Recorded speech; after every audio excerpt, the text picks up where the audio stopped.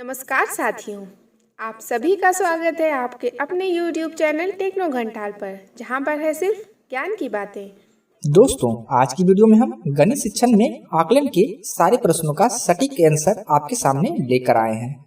Course को join करने से लेकर पूरा करने की जानकारी इस वीडियो में। तो चलिए वीडियो को शुरू करते हैं। अगर आपको हमारी वीडियोस पसंद आती हैं या आप हमारे चैनल पर नए हैं तो हमारे चैनल को सब्सक्राइब कर लें, हमारी वीडियोस को लाइक और शेयर ज़रूर करें। साथ ही बेल आइकन ज़रूर दबाएं ताकि हमारे नेक्स्ट वीडियो का नोटिफिकेशन आपको सबसे पहले मिल पाए। दोस्तों, आप हमें फेसबुक, इंस्टाग्राम और ट्विटर पर भी फॉलो कर सकते हैं।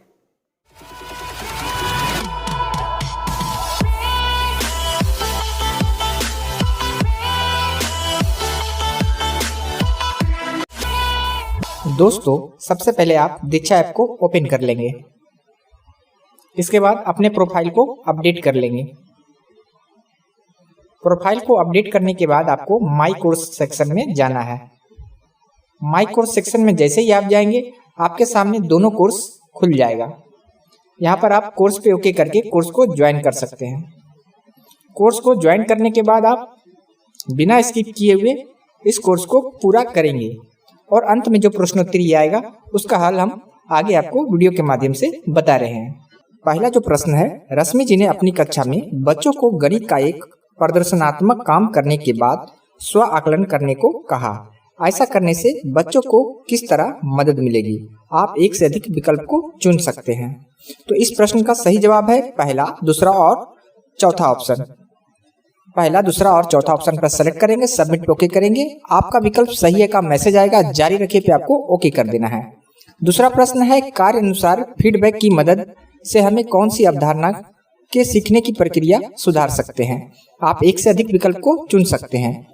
तो इस प्रश्न का सही जवाब है आपको तीनों पे टिक लगा देना है। पूर्व ज्ञान वाली अवधारणा, सीखे जाने वाली अवधारणा, आगे आने वाली अवधारणा, तीनों पे टिक लगा के सबमिट करेंगे। आपका विकल्प सही है का मैसेज आएगा, जारी रखिए पे आप ओके करेंगे। तीसरा प्रश्न है, सीमा जी बच्चों को गुणा करने के लिए अलग अलग तरीके सिखाना चाहती है। इसके लिए उन्होंने बच्चों के सामने 3 तरीके रखे और उनके बारे में चर्चा करने को कहा। क्या यहाँ उन्हें बच्चों के बीच हो रही चर्चा का आकलन करना चाहिए? आप एक से अधिक विकल्प को चुन सकते हैं।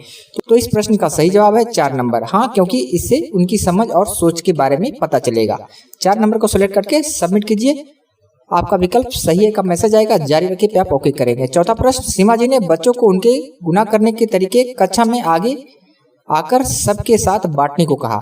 इसके साथ उन्होंने बच्चों को गुणा करने की प्रक्रिया पर फीडबैक दिया। ऐसा करना उन्होंने क्यों जरूरी समझा होगा? तो इस प्रश्न का सही जवाब है 2 नंबर। 2 नंबर सेलेक्ट करेंगे, सबमिट पे ओके करेंगे। आपका विकल्प सही है का मैसेज आएगा, जारी रखिए पे ओके करेंगे।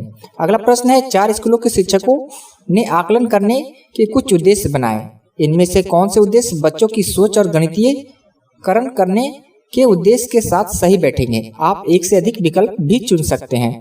तो इस प्रश्न का सही जवाब है 3 नंबर और 4 नंबर। 3 नंबर और 4 नंबर को सिलेक्ट करेंगे, सबमिट पे ओके करेंगे। आपका विकल्प सही है का मैसेज आपके सामने आएगा, जारी रखिए पे ओके करेंगे। छठा प्रश्न है, स्व आकलन और सहपाठियों के फीडबैक से कक्षा में किस तरह का माहौल बनेगा? आप एक से अधिक विकल्प को चुन सकते हैं। तो इस प्रश्न का सही जवाब है 2 नंबर और 4 नंबर का ऑप्शन आपको यहाँ पर सेलेक्ट करना है, सबमिट पे ओके करेंगे। आपका विकल्प सही है का मैसेज आएगा, जारी रखिए पे आप ओके करेंगे। 7वां प्रश्न है, दिए गए रूब्रिक को देखें। आपके अनुसार इस रूब्रिक में कौन सा स्तर गहरी समझ और दूसरी अवधारणाओं के लिए इस्तेमाल होने वाली समझ के स्तर को दिखाएंगे? आप एक से अधिक विकल्प को चुन सकते हैं। तो इसका सही जवाब है तीसरा और चौथा। तीसरा और चौथा जो है लास्ट में ऑप्शन है 4th और 5th नंबर का, उसको सेलेक्ट कीजिए, सबमिट पे ओके कीजिए। आपका विकल्प सही है का मैसेज आएगा, जारी रखिए पे ओके करें। 8वां प्रश्न है, करुणा जी ने अपनी कक्षा में बच्चों को एक प्रश्न पत्र दिया।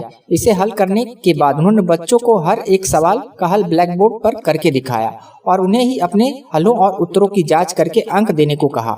बच्चों में स्व आकलन करने की क्षमता विकसित करने के लिए आप करुणा जी के इन विकल्पों में से क्या सुझाव देंगे? तो इसका सही आंसर है पहला, अवधारणा की समझ, हल करने और सीखने की प्रक्रिया के बारे में सोचने का मौका दे। पहला ऑप्शन सेलेक्ट करके सबमिट करेंगे।